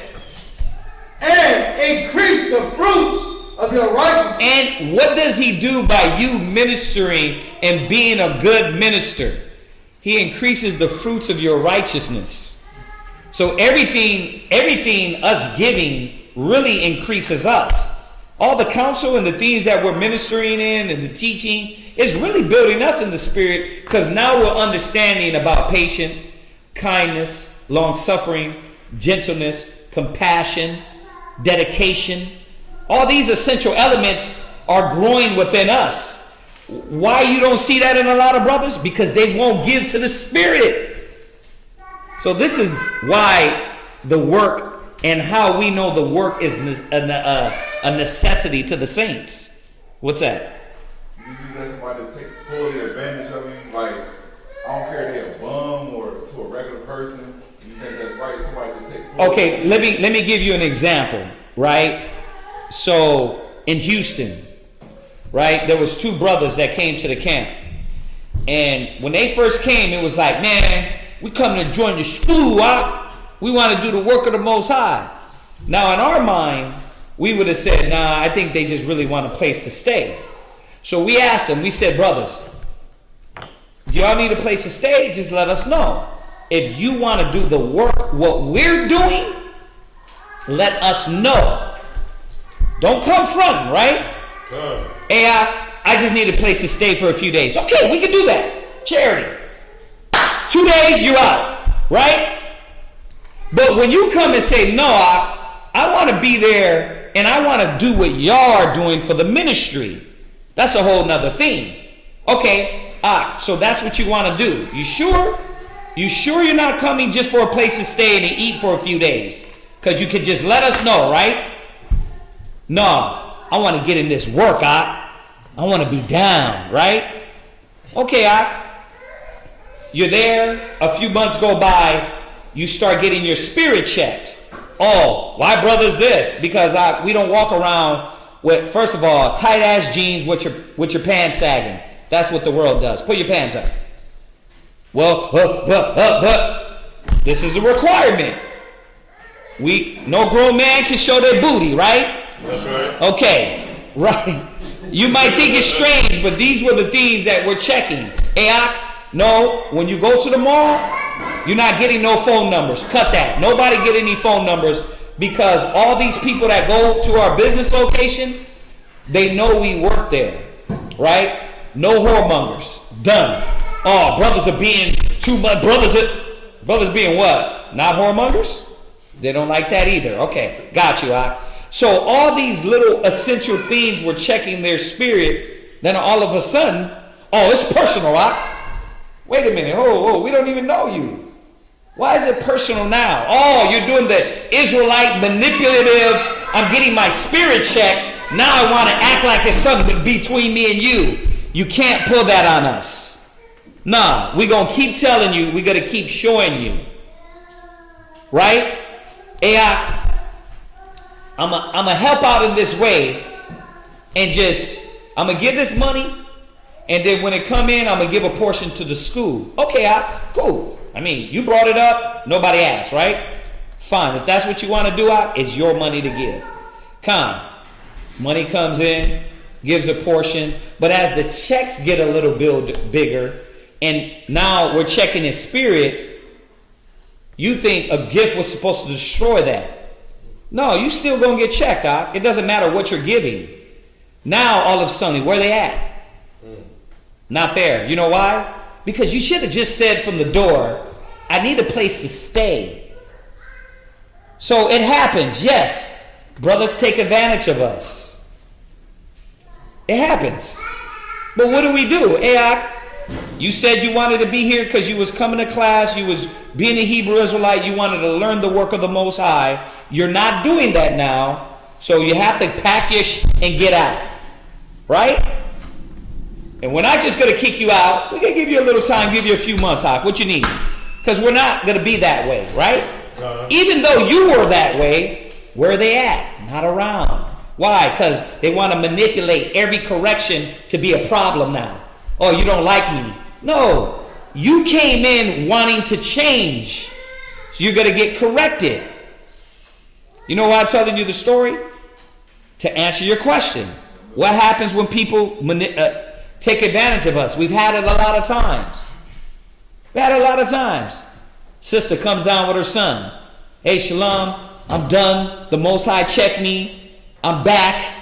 Come on, sister. Come on through. We got a place to stay for you. Right? And that's the problem. The charity, they want to take advantage of it. They come down. Yeah, man, I'm going to get in the spirit. It ain't going to be like before. By the way, this is your second time. But what are we? Right? Are we perfect? No. Are we better than them? No. Come on in, sis. Where you at? You know what I mean? Not in class. You're not coming in down for learning and getting the wisdom. You're coming down to take advantage of the charity. Right? So what happens? We're like, okay, y'all keep acting like this. The Most High is going to deal with you. Most High check both of them. The son and the mom. Right? The Most High deals with it. We don't got to do anything. You see that? The Spirit will check it. So that's to answer your question. Not everything is going to be like cut and dry. People are going to come in. People come in and they got negative intentions in their mind. Everybody's not coming in to learn this word. That's just the way it is. But does that change us from being righteous people? No, it doesn't. It doesn't change us. You took advantage of us. Good job. All right, get your stuff and you got to roll now. You know what I mean? You were here. You said one thing. You didn't commit to it. You got to go now. All right? You got to get your own place. If you still want to come to class, you can still come to class. But as far as taking advantage of our charity, you can't do that no more. You see that? That's how we deal with it. We try to be brotherly all the way to the end. And if I'm lying, if I'm lying right now, all these brothers can vouch. After the second, third, fourth, yeah, fifth, 19th, the brother Calvin can tell you. Yeah, that's exactly what's happening. But the thing is that we're still got to be the righteous brothers and be charitable. You see that? So we're not tripping about it. The problem is it affects you in a certain way because you got to practice it. It takes love. It takes patience and faith waiting on the Most High to check a ninja real quick. Because the Most High do it. We sit back and the Most High just be tearing up their life.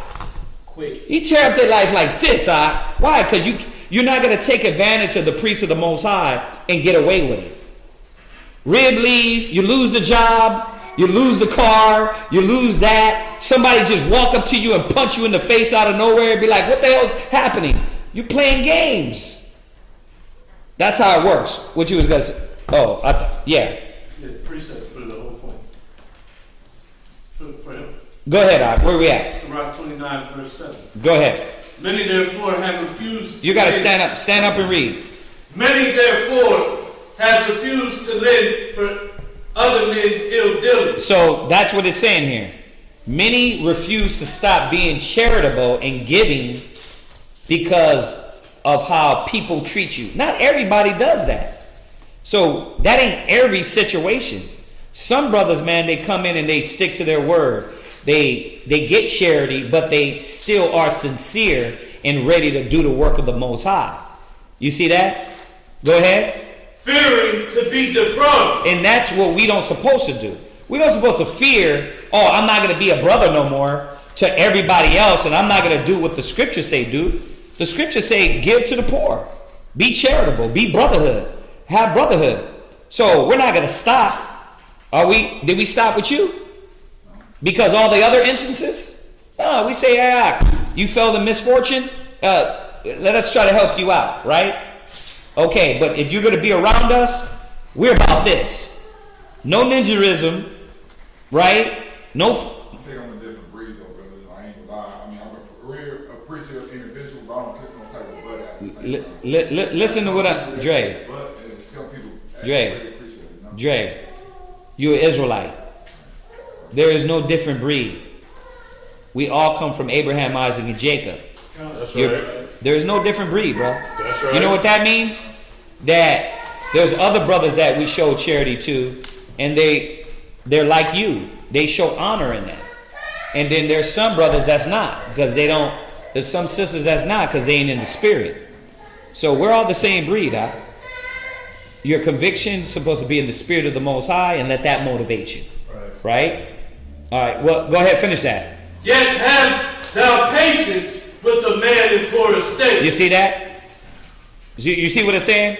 That even though we were treated wrong in certain instances, it says, yet and still, we got to have patience with a man, a brother, a sister, a person in need and poor estate. So no, we're not going to let them just run all over us, right? For instance, we let them stay with the brother, but the brother was what? Getting disgruntled, argumentative, right? The young brother, right? We're like, bruh, we're not about that. That's not what we're doing here. You know what I mean? If you can't live by this code and honor, you got to roll. He said what? I'm a roll then. Okay, you roll then, because so we're not going to just let anybody run over us, especially treat us wrong outright. But there is mistakes going to happen too. You're not going to be perfect, right? You got a little boisterous last night. We didn't just be like, bro, go ahead and pack your bags. We knew that, okay, the brother, it's certain things that, let me finish. Let me finish. I still don't like it at all. Listen, there's certain things in you that need to be tweaked because you're coming from the world, right? So we know that. And that's why we have to work on with you until you don't want to be worked on in the spirit. And then we can't do nothing. All we got is this.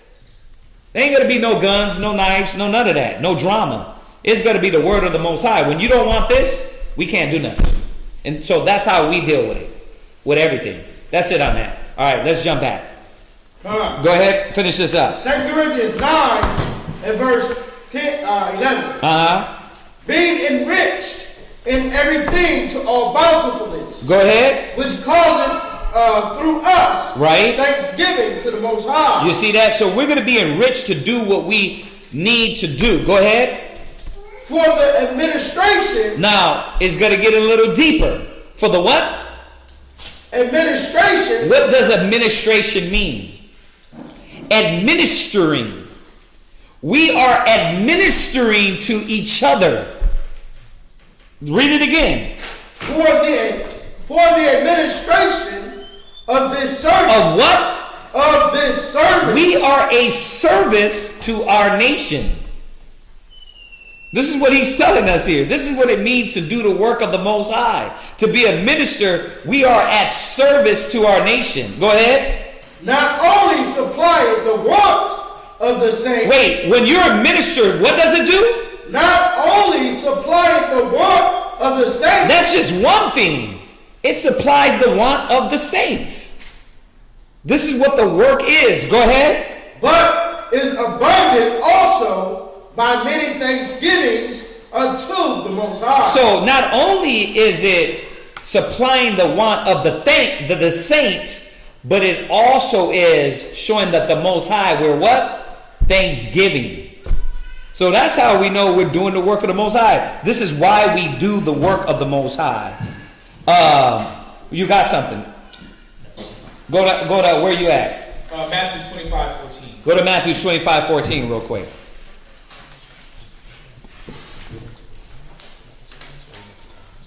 No. Matthew chapter 25. That's not it. Hold on. God. It's Matthew's. The official amendment? No. Please don't. Give me one second.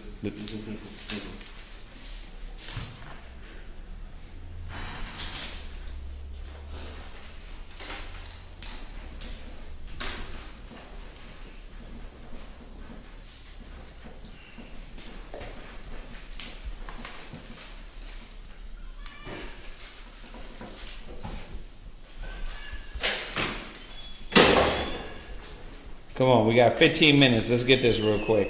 You find it? Yes, Matthew 22. Matthew chapter 22. Matthew 22 and what?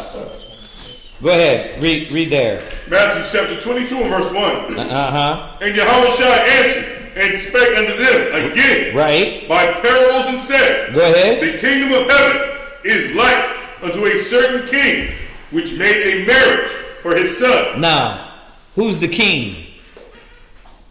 Most High. The Most High. Who's the son?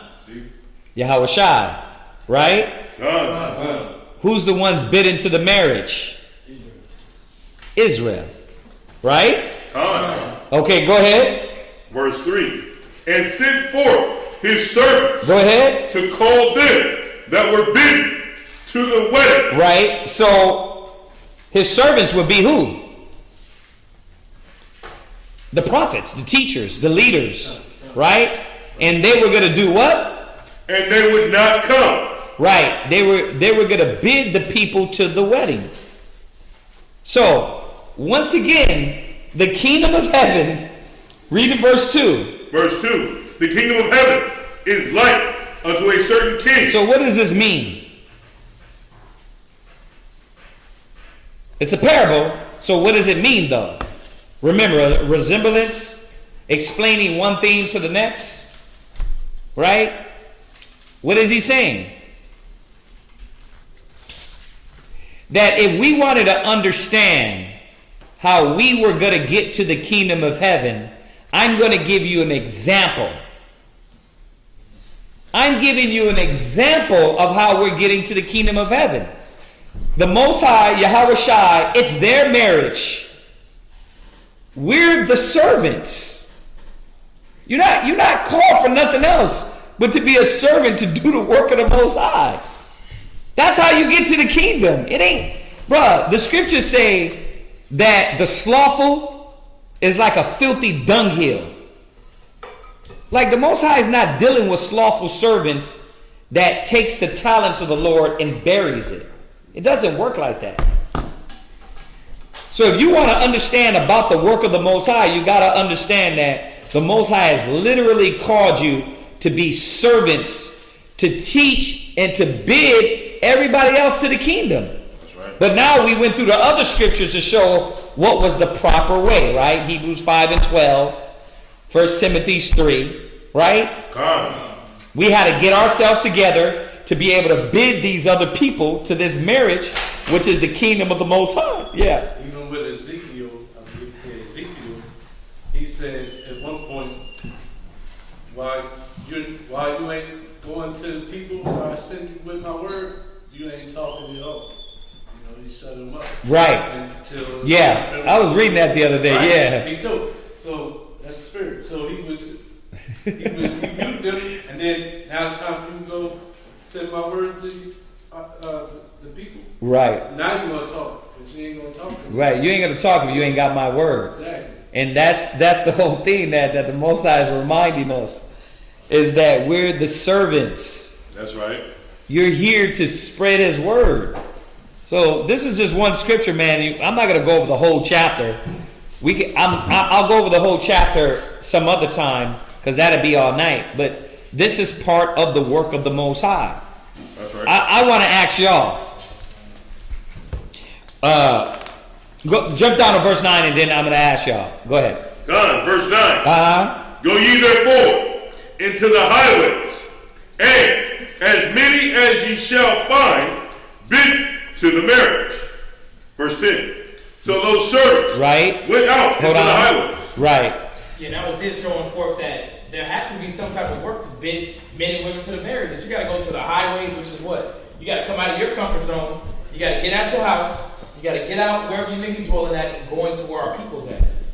Marriage is like another word. Right, remember, this is a parable. In verse 2, he said, the kingdom of heaven is like, meaning that now he's going to give you a symbolic meaning. So, man, it's like if I do this or do that, it's just a like. It's not exactly what it is. It's not an actual marriage, but it's like unto a marriage, right? Because we are getting married back to the Lord. But is it a physical marriage? No. It's us getting married in the spirit and being married in with God. You understand that? So that's all it means, is like unto. Yeah. And and because the rules are the same. And once a marriage is two becoming one. You know what I'm saying? Right. Becoming one with the Most High, with the neighbor. And if they act up, you put to the side. You put away. Yeah. Yeah. Like It's, an actual marriage. it's like a marriage. Right. You understand that? It's kind of different, kind of like. Well, I need to go over the whole chapter with you on that, like point for point, scripture to scripture, because all the scriptures linking up with it, it'll make more sense. I'm just hitting it for the basics of time, and when we jump to the 9th verse, it's reminding us, let's go to the highways and byways. Why do you see us out there on the street? Because we're servants. Right. What did the Most High bid us to do? To go bid the people on the highways and byways to tell them to come into the kingdom of the Most High. That's the basic element of what we do, right? So I was going to ask a question.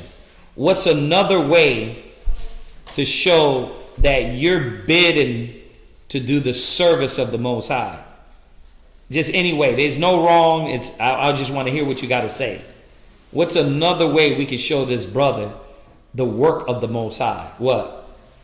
Being woken up, giving ears to hear and eyes to see, period. Okay, so Just getting understanding. Because you ain't getting, basically you get talents. And now you have to flip the talents, because in the parable of the talents, the one that didn't flip it, he just kept what he was given.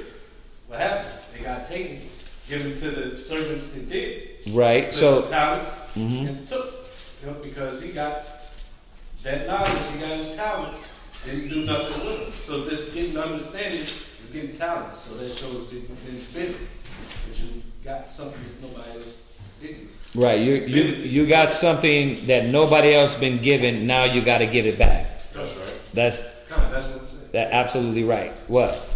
Being an example, even though you ain't gotta like go to somebody directly and tell them this about how you act and how you walk, how you talk. They can True. see you as an example, like something different about this cat, like how he talk, how he deal with people. Right. It could probably be like they can know that there's a difference in you and your spirit, and like Right. yeah. Being an example to that individual. Right. The scriptures say you're the light of the world. Yeah, because they see how all the eyes is on us as a nation. So by us being an example, we can lead by being an example. We Right. can't be an example by acting like you say ninjas or whatever. Right. Well, hold on. I want to give somebody else a chance. Anybody? What he said, because it goes from like one day, next day, people are like, what are those on your shirt? Because you ain't never had them on your shirt. Right. Exactly. Your fringes. They look at you, how you dress, you walk, you talk, you act. What else? Anybody else? Shaquat. I'm gonna start calling on you more. Go ahead. It's basically you just simply owing the Most High because he saved your life. Right. That's why I called on you. Jesus Christ. Right. Just simply, I wanted to get some of that. Some of the other ways you can show that why you're doing the work of the Most High. Because you owe the Most High. You're bought with a price. Right? Okay, good one. What else? Karatazar. You got some? You got some heat from me? For the people? I would say because it was the Most High grace that we even heard the word. Okay, the Most High was gracious to even wake you up to give to the people. So we owe the Most High. Yeah, and that's what I wanted to remind brothers is that, remember, we're bought with a price. Right? We're the servants of the Most High. Go there real quick. Give me that one real quick. And then we'll go. I know we got a few minutes left. We kind of went on. Was there anything else on there? No? Okay. All right. Go ahead. Where's that one at? It's Ephesians, right? Where is it? What you got, Ariel? You want the one in Isaiah? Go to 1 Corinthians chapter 6 and verse 20. Read that. 1 Corinthians chapter 6, verse 20. No. Go ahead. For ye are bought with a price. Right. Therefore, glorify the Most High Right. So we're brought with the price. What was that price? Blood. That's right. He didn't die for us on the cross to bury our talents and all the gifts and things that the Most High has given you. Well, I don't got a talent, Kazaki. I don't got a talent. Because you're not even letting your talents be molded. You got to let them be molded. Well, I don't know what I'm going to be good at. Because you ain't around to be able to be worked on. Everything, all of us got talents. All right? And don't come with that because you can change oil and fix a car. I'm not talking about that. I'm talking. Khan, well, what about Khan? He loves rap. You like jazz. You can barbecue. Khan, but those are the talents. Like the most I ain't gonna be like, man, bro, why you to use your barbecue skills for us? Read. You know what I mean? He knew how to whip that meat up. He's not. I'm talking about the talents of the spirit. It could be charity, you know, given from the grill. But let's be real. We're talking about all the things in the spirit that the Most High molds inside you to be able to give to others. Certain of y'all are going to be good listeners and counselors. Certain of you are going to be good teachers. Certain of you are going to be good at the history. Certain of you are going to be good at going through. Now, as you see, all of this has to do with teaching. God. Right? Certain of you are going to be good with charity and brotherhood. Right? Like certain gifts you're going to have in the spirit is going to be a benefit to the body, but you would never know if you never let those essential elements be molded within you. What? That's why it says in the scriptures to present your body a living sacrifice. Right. That way you have to get everything purged in you of the word to bring those attributes out. To even know how you can be an asset to the body, correct, to the work of the Most High. Correct. Yeah, and I'm saying that because I know there's a lot more scriptures we can go over for him to show how we were supposed to do the work of the Most High. But so, I'm just trying to, we'll be here all night. Yeah. Because it does say in Acts that the servants of the Most High aren't to wait tables. Right. So it wasn't about us getting the knowledge, going back to work for Esau, and then spreading it throughout the work life. Right. Your job, your Esau job is your second job. Right. Your first job is being a priest. And that's what we tell everybody at the mall. Right. Like they're like, oh, you guys are good salesmen. No, this is a hobby. This is what pays the bills. Did you see this right here? This is what you see these fringes right here? You want to get this heat? This is our profession, and that's how it's supposed to stay. Right. Whatever you do in the world that pays the bills, that's your hobby. Mm-hmm. That's what pays the bills. Your profession, your art, your craft is this word. Right. You're an apothecary, a biblical apothecary. In a sense, you know? Right. Exactly. What's that? You was gonna say something? Yeah. If I got scripture on what we supposed to do when we get done. Oh, okay. Just hold that real quick. Go ahead. Go where you're at, because we gonna be here. Matthew 4. I mean, I could take it another hour. I mean, go ahead, read that. You want 4 and 18? And 19. Yeah, please. Come. Matthew chapter 4, verse 18 and verse 19. And Yahushua, walking by the Sea of Galilee, go ahead, saw 2 brethren, Simon, called Peter, right, and Andrew, his brother, casting a net into the sea, for they were fishers. And he said unto them, follow me, and I will make you fishers of men. He said, what? I will make you fishers of men. And what I like about that, the follow me, is that I'm going to show you a new trade. I'm going to show you a new work. I'm going to show you these attributes that I'm about to add to you that's going to make you a benefit. And that's what a lot of brothers and sisters got to see, that the Most High is calling you to be dedicated to Israel. But it takes first us knowing that it's not what our life used to be. You got makers, you got dancers, you got baseball stars, but Yahweh said, do what? Follow me. Yeah, he said, follow me, because I'm going to show you. Go ahead and drop your nets. What you was doing really wasn't anything. Right. If you want to get technical with it, we was all nobodies. Oh. Trying to be somebody. Not knowing that the Most High already had what is it? He already has your path written out for you. Think about it. What were we really in the world? Go ahead. That's why he said, when we go back into the wedding, the scripture about the wedding, Right. he said, bid those who are idle. Come on. Because the people, when we go to the highways, when we go to the streets, when we go to the They malls, real busy, huh? what are you doing? Yeah, Nothing. I say this though, but what are they busy in? They're busy in their own business, selfishness. Right. Like I was telling the brother last night, like he asked me, is there anything that I look back to in the world? Hell no, because you know why? It was all about myself. It wasn't about others. And the thing about it is that the Most High gives you more gratification, gives you more spirit within your body, and gives you forth more whenever you water somebody else. A lot of people don't understand it. That was the scripture I was going to get. Yeah. And that goes into Matthew's about restoring your treasures that are in heaven, because that's where rust and moth can't corrupt or take away.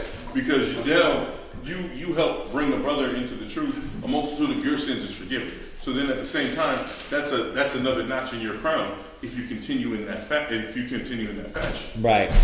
And once again, this is we went over a lot, but there's a lot much more. Let me get that for Ephesians 4:1, and then I'll let you come in.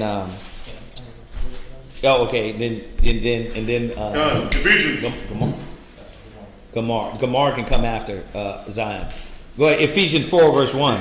Ephesians chapter 4 verse 1.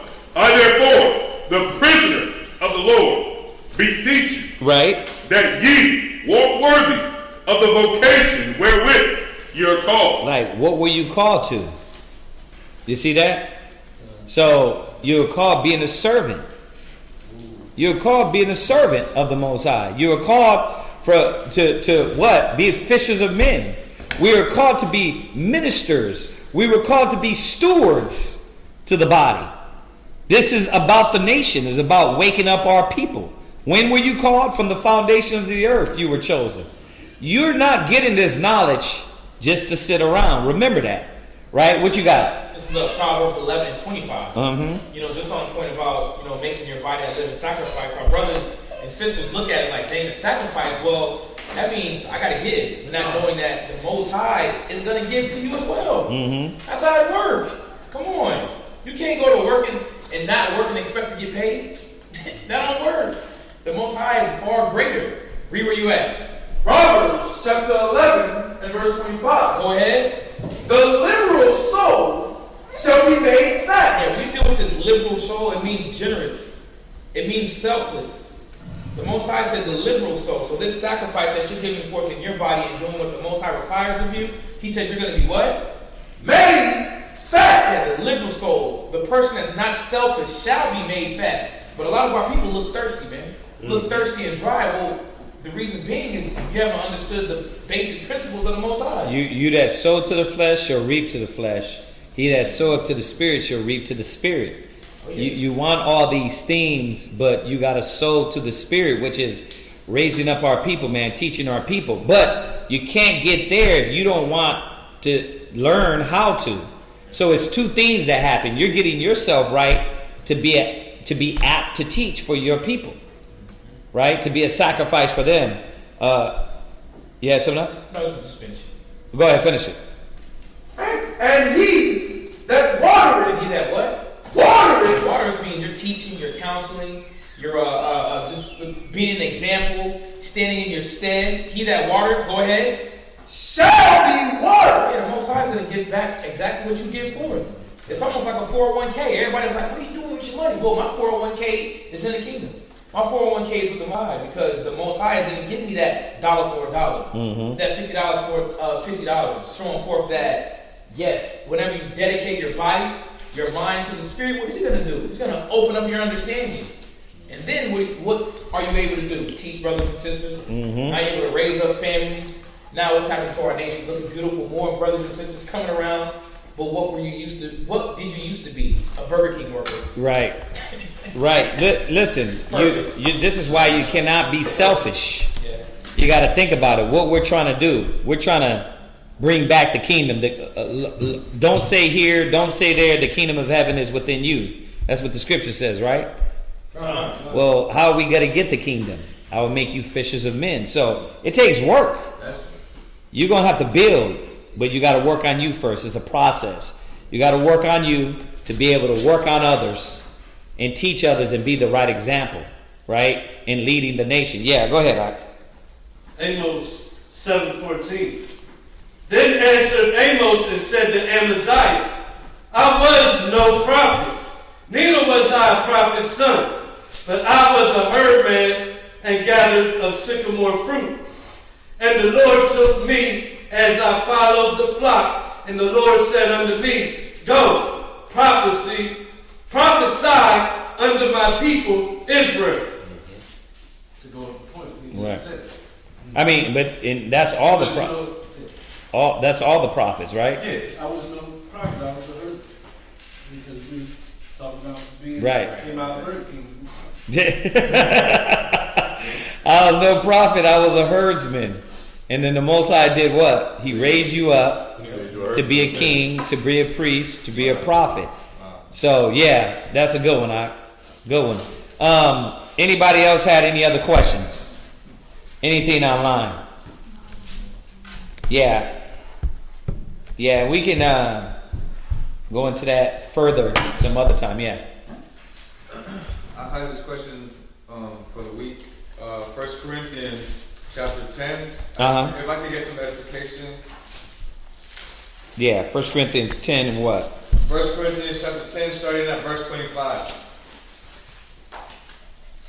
1 Corinthians 10 and what? 25? 1 Corinthians chapter 10, verse 25. Go ahead. Whatsoever sown in the shambles that eat, asking no question for conscience sake.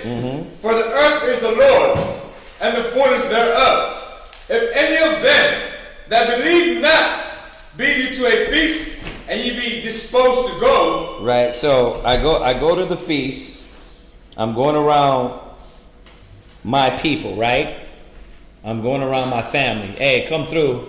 We want to cook something up and whip something up for you, right? Go ahead. Whatsoever is set before you, eat. What? Eat. Right? Asking no question for conscience sake. Because you know whatever is before you, it had to be in the law, right? God. Did it? God. So I ain't got to ask. I'm bidden to the feast. They cooked. You know what I mean? If you come to a feast of the brothers, do you have to ask what is in this? Okay. You're going to ask that if you're amongst heathens. Right? If you're going to ask that if you're amongst family members. But when I go amongst brothers and they open up the courtesy, or somebody opens up the courtesy and I don't got to worry about that, I'm not going to really ask. Right? For conscience sake. Go ahead. Verse 28. But if any man say unto you, this is offered in sacrifice unto idols. Oh, by the way, this meal here, we're finna have it to Beelzebub. Right? Go ahead. Eat not. What? Eat not. There you go. Right? Oh, they invite you over, and this is just an early Christmas meal. What? Eat not. Eat not. He don't get it. It's okay. Read on. You'll get there. Go ahead. Eat not for his sake that shewed it. Eat not for his sake. Why? Because remember, all those family members and friends and people you're around, you told them the truth. And then all of a sudden you eating Christmas dinner. Right? Most High said, don't eat it. Nah, I'm good. I'll be fine. Go ahead. And for conscience sake. Right, for conscience sake. Why? Because that conscience of the young, whoever's around you, whoever you taught the truth to, right? Go ahead. For the earth is the Lord, and the fullness thereof. Go ahead. Conscience I say, not thine own, but of the other. But of the other, meaning that. And we talked about this. You were in class yesterday, right? Okay, so remember we talked about the conscience of the young brother, of the young sister. That's what he's reiterating here. Conscious of that young person and people around you, right? Your example. They're going to look at you doing that, and then it's going to affect their conscience, right? Go ahead. For why is my liberty judged of another man's conscience? Because it is. But this is a question. It is because you worry about your brother. So you do things based on the man's and the woman's conscience next to you. I'm not just moving off of my own conscience. I got to be considerate. If I move like this, how would my daughter perceive that? How would my son perceive that if he sees me moving like this and talking like this? Right? You see? He's going to be like, that's weird. And eventually down the road, it might affect him and he might look at you a certain way. You're with that young brother or sister and you do something that might be lawful, but it's lawful to eat a meal. You know you ain't eating to other gods, but now that other person might be thinking, what? You with us because you're partaking in that food. You're partaking in that meat or drink. You see that? Right. So what we do, we consider the people's conscience around us. That's what he's saying. Go ahead. Verse 30. For if I by grace be a partaker, why am I evil spoken of for that for which I give thanks? Right. So it is a question, right? If the Most High gave me the grace, then why am I going to be evil spoken of? Go ahead. Whether therefore ye eat or drink, or whatsoever ye do all Go ahead. to the glory of the Most High. Read. Give none offense. Give what? Give none offense. Yeah. It could be lawful, but how are you going to deal around this person? How are they looking at you? Are you going to be offensive? I could do this. That's where Hebrew Israelites go off and wrong. You move anyway and you don't care who you're around. You don't watch how you step or talk or deal or act around that brother or sister. And they're going to look at you and be like, oh, we see how you roll. Go ahead. Neither to the Jews, nor to the Gentiles, nor to the church of the Most High. Right, you see that? Giving no offense. Because what you do and how you move can be a stain on the name of brothers, sisters, the camp, the school, being a Hebrew Israelite, like we were talking about earlier. You see that? Go ahead. Even as I please all men in all things, not seeking my own profit. And what is he saying? He's not saying he's a men pleaser. What he's saying is that when he does things, he's doing them conscience towards that other man around you, your wife around you, your kids around you, that brother or sister around you. You're doing it conscious towards them, knowing that they can be affected in a certain way. Right? Go ahead. But the profit of many, that they may be saved. You see that? The profit of many, that they may be saved. So why you ain't cursing out a storm in front of your kids? Because he's going to say, oh, you're a Hebrew Israelite, but that's the example. Why you ain't drunk, with your kids riding around just faded? They're going to be like, damn, Dad, this cat stays lit. He stays drunk. Right? Why you ain't going to be calling your rib the B word? Because your son's going to see that and he's going to think, oh, that's a priest. Dad rolls like that, so I'm going to roll like that. You see that? He can't. You are the example of people around you, right? So you got to watch what you do because your example is going to stand out. Did that answer it? What? My life flashed before my eyes. Yeah. Yeah, it should. The water. Yes, sir. Because Paul, he was expert in the word and the law of the Most High. So he spoke as such. Well, hold on a second. To that point, What did you mean, though? I didn't hear what you said. Paul was expert in wisdom in the law of the Most High. He was expert in the word. Right. So, precept Sarach 9, chapter 15, verse 15 and 16. Mm-hmm. Let thy talk be with the wise, and all thy communication in the law of the Most High. Mm-hmm. Verse 16, the point. And let just men eat and drink with thee, and let thy glory being the fear of the Lord. There it is. So that covers the whole thing right there. That adds definitely to it, like showing that you got to be around righteous men. You got to watch who you talking around. Watch how you deal. Where was that? He was Rock 9, 15 and 16. Yeah. Rock, chapter 9. Yeah. Hey, 2032, it said, don't forgive no offense, give it to the Jews. That's the other camp. No. The Jews is Israelites that know they're Jews. Yeah, but they're like the other camps or the other. No, it says Jews. Huh? It don't say other camps. So the Jews is us. Yeah. You know a lot of people that know they're Jews? Yeah. Okay, you know you're a Hebrew Israelite now, right? Yeah. He's talking to you. And then when he says to the Gentiles, he's saying to the Gentiles, the nations, and the Israelites among the Gentiles, right? Because that's who we got to be an example to, right? He said, "You're the light of the world," right? That our wisdom is supposed to shine before all nations.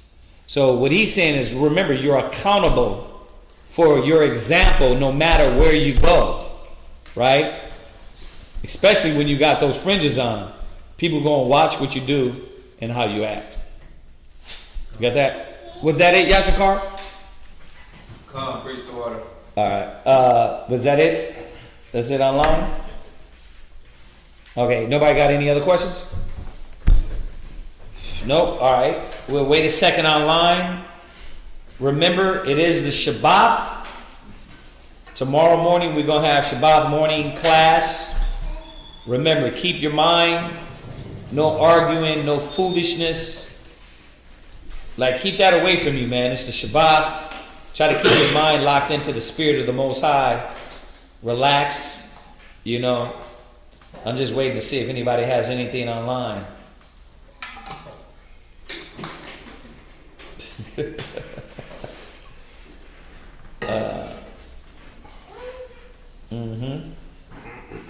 Nothing? Okay. All right, let's salute them online. Say shalom, y'all. Don't crowd me up, who gon' rouse And me up? everybody Alistair here, Crowley, your Imagine time is Mapanya up. It's Padam. a big mess, I gotta clean it up. Esau, the end of my kingdom's up. On the eagle's neck, I'll press. I woke up from my rest. I woke up from my arrest. My rulership is up next. No vex. Judah, Judah, Judah, Judah, Judah, Judah, Judah, Judah. Judah, Judah, Judah, Judah, Judah, Judah, Judah, Judah. I will never leave you.